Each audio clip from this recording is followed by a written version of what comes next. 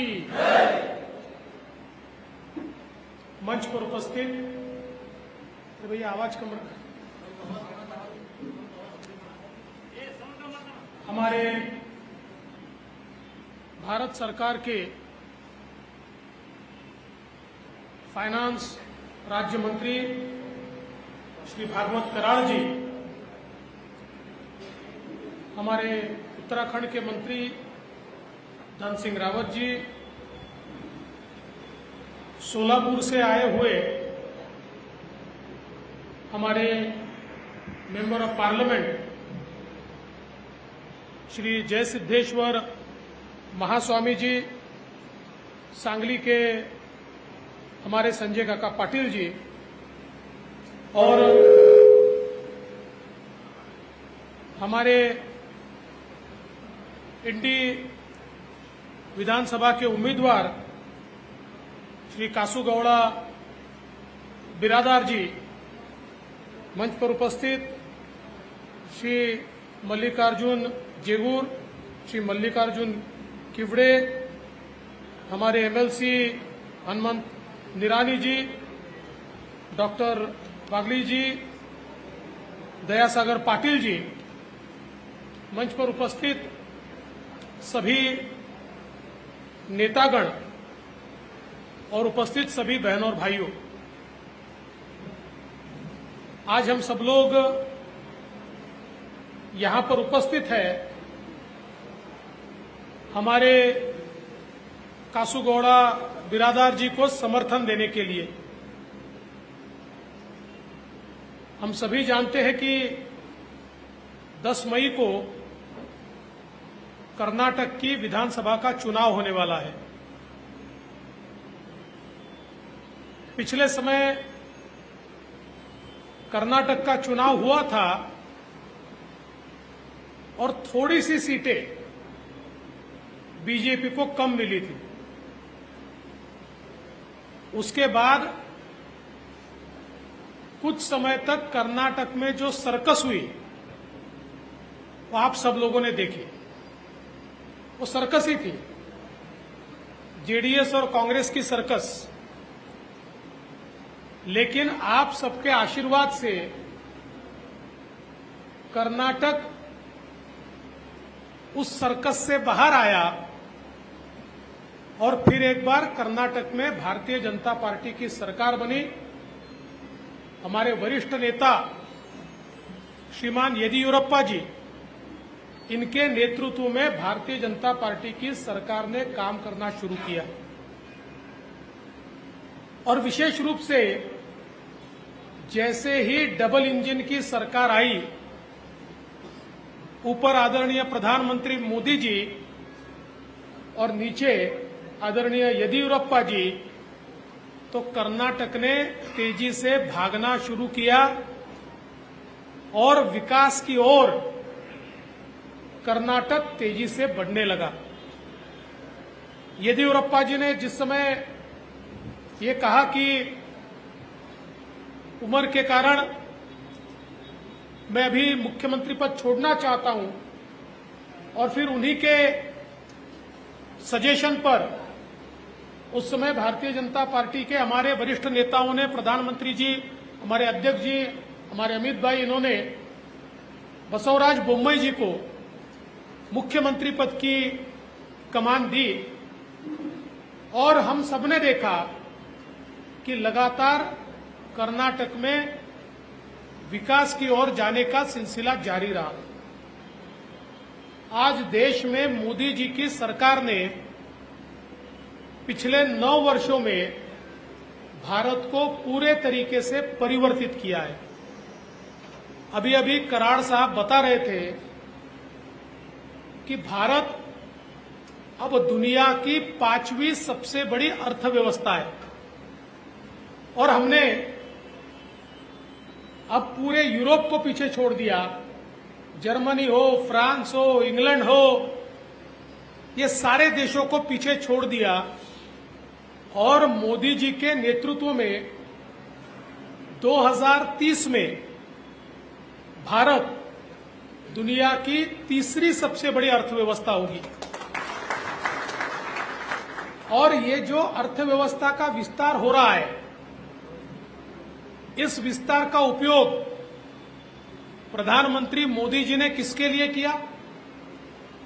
अमीरों के लिए नहीं, पैसे वालों के लिए नहीं।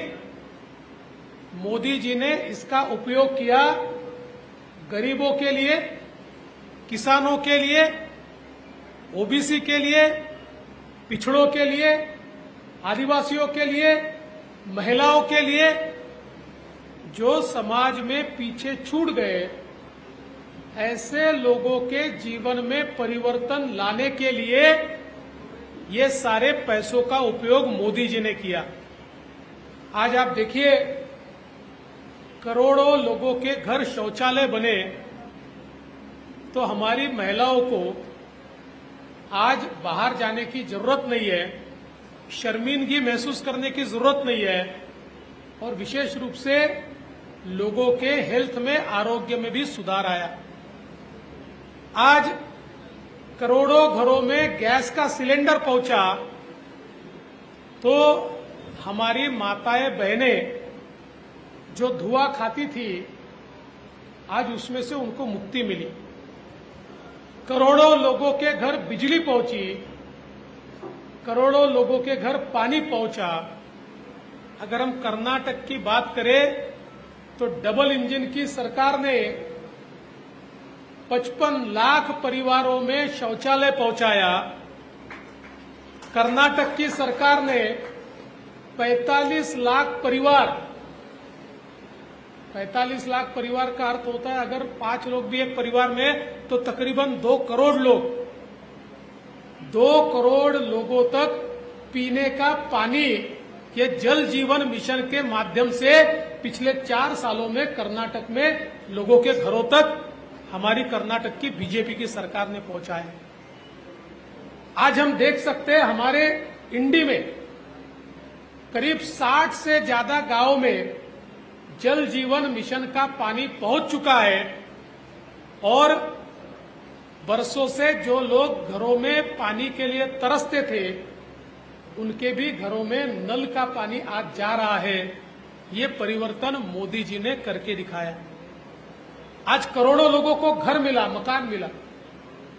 आज अगर हम कर्नाटक की बात करें तो 25 लाख लोग आज लाभान्वित हुए हैं, जो अपने घरों में रहते हैं, क्योंकि प्रधानमंत्री आवास योजना जैसी योजना मोदी जी ने तैयार की, और हर आदमी जिसका घर नहीं है उसको घर देने का काम मोदी जी के माध्यम से हो रहा है।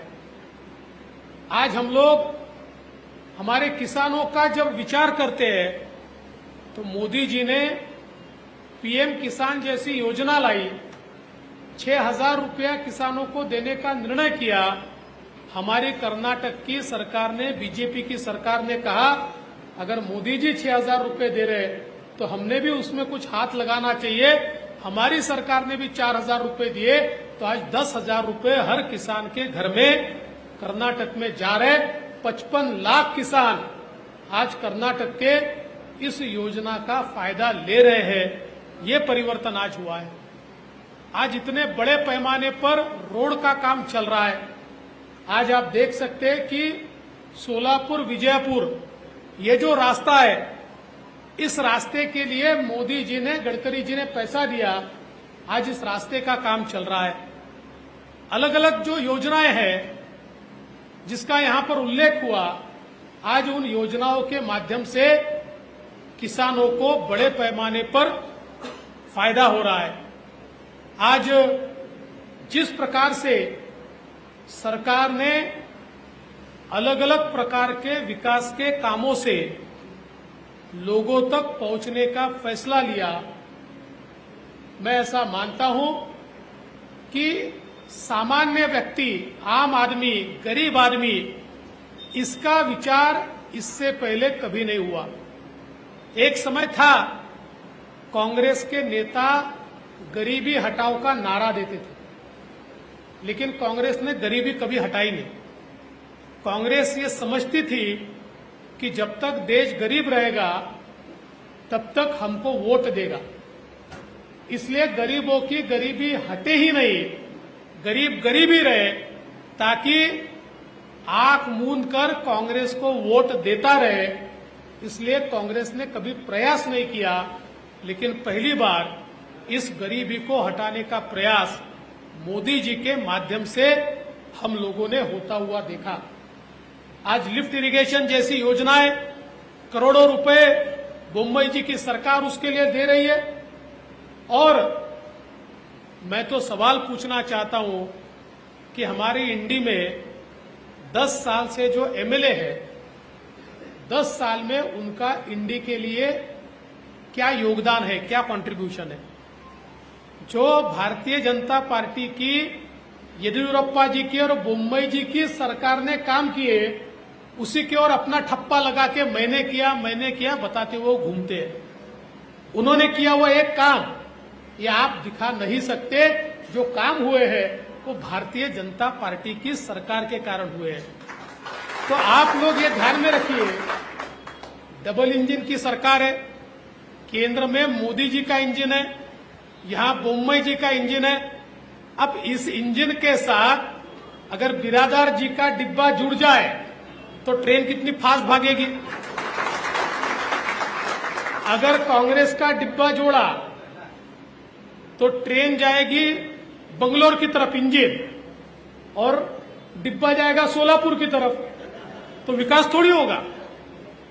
आज विकास क्यों हो रहा है? डबल इंजन की सरकार है।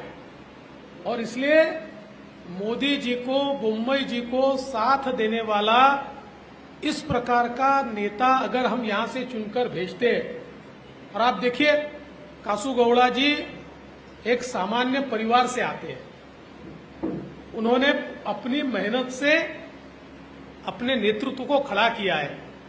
नगर पालिका में चुनकर आए, वहां नेतृत्व किया, और सामाजिक हो चाहे आध्यात्मिक हो, सारे संस्थानों के साथ उनका जुड़ाव रहा है।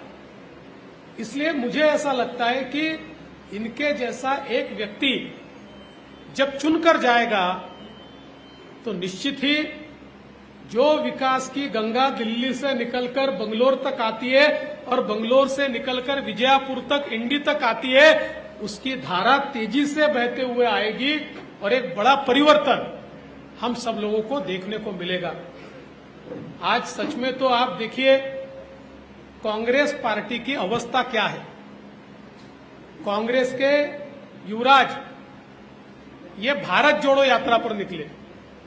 हमने उनको पूछा, भैया भारत जोड़ो यात्रा पर निकले, ये तो बताओ भारत टूटा कहां है? भारत तो जुड़ा ही है, तो आप कौन सा भारत जोड़ने वाले हो? ये कोई भारत जोड़ो यात्रा नहीं थी, ये तो कांग्रेस को जोड़ो यात्रा थी। लेकिन भारत जोड़ो यात्रा के बाद कांग्रेस तोड़ो यात्रा हो गई, कांग्रेस में से लोग निकल निकल कर चले गए। और देखिए क्या अवस्था है आज कर्नाटक के कांग्रेस के नेताओं की अवस्था क्या है। मल्लिकार्जुन खड़गे जी को कांग्रेस का अध्यक्ष बनाया। आपको लगता है उनको कोई अधिकार है? कोई पूछता है? खड़गे जी को कोई पूछता नहीं है। हमने तो देखा किस प्रकार की ट्रीटमेंट उनको मिलती है, पता नहीं आपने देखा कि नहीं देखा, पर हमने देखा। मल्लिकार्जुन खड़गे जी के साथ राहुल गांधी ने जो किया, तो इस प्रकार से इतने ज्येष्ठ नेताओं को अगर राहुल गांधी इस प्रकार से अपमानित करते हैं, और यहां तो अवस्था क्या है, यहां सिद्धरमैया जी, इनको तो लग रहा है कि मैं मुख्यमंत्री बन गया। अभी वो ऐसे काम कर रहे हैं, ऐसा बोल रहे हैं। अभी परसों उन्होंने जिस प्रकार से लिंगायत समाज के बारे में अपशब्द कहे, मानो पूरा का पूरा लिंगायत समाज, वो ऐसा मानते सिद्धरमैया जी कि पूरा समाज भ्रष्टाचारी है। ये इतना बड़ा समाज, बसवण्णा के प्रिंसिपल पर चलने वाला समाज, जो बसवण्णा हमारे भगवान, जिन्होंने पहली बार दुनिया को लोकतंत्र क्या होता है ये दिखाया, और आज उस समाज को इस प्रकार से इतना नीचा दिखाना, ये चुनकर आने से पहले इस प्रकार का व्यवहार कर रहे हैं। गलती से चुनकर आ गए तो क्या व्यवहार करेंगे, इसका भी विचार कीजिए। खैर ये चुनकर नहीं आने वाले, क्योंकि इनमें लड़ाई चालू है। डीके शिव कुमार उनकी टांग खींच रहा है, वो उनकी टांग खींच रहे हैं। ऊपर से खड़गे जी बोलते हैं मैं तो अध्यक्ष ही हूं, मैं ही आके यहां पर मुख्यमंत्री बनने वाला हूं। तो ये सब इनका चलता रहेगा, लेकिन इनके ख्वाब 10 तारीख को टूटेंगे, जब पूरा कर्नाटक मोदी जी को, बोम्मई जी को, भारतीय जनता पार्टी को वोट देगा, और पूरे बहुमत के साथ। क्योंकि आपको पता है कुमार स्वामी जी तैयारी बैठे सर्कस करने के लिए। वो बोलते मेरे 10 भी आ गए तो मैं ही सर्कस का घोड़ा हूं। लेकिन कुमार स्वामी जी भले ही तैयार बैठे हो, मैं उनको भी बताना चाहता हूं, हमारे कर्नाटक के लोगों को ये ध्यान में आया है कि टूटी फूटी मैंडेट देकर कर्नाटक का नुकसान होता है। इसलिए इस बार पूर्ण बहुमत के साथ भारतीय जनता पार्टी की सरकार कर्नाटक में बनेगी, और आप लोगों का आशीर्वाद मिलेगा तो उस सरकार में एक एमएलए के रूप में हमारे कासू गौड़ा जी भी बैठेंगे और आपके लिए विकास का काम करेंगे। इसलिए आपका आशीर्वाद उनको दीजिए, इतना ही निवेदन करता हूं और अपने शब्दों को विराम देता हूं। जय हिंद।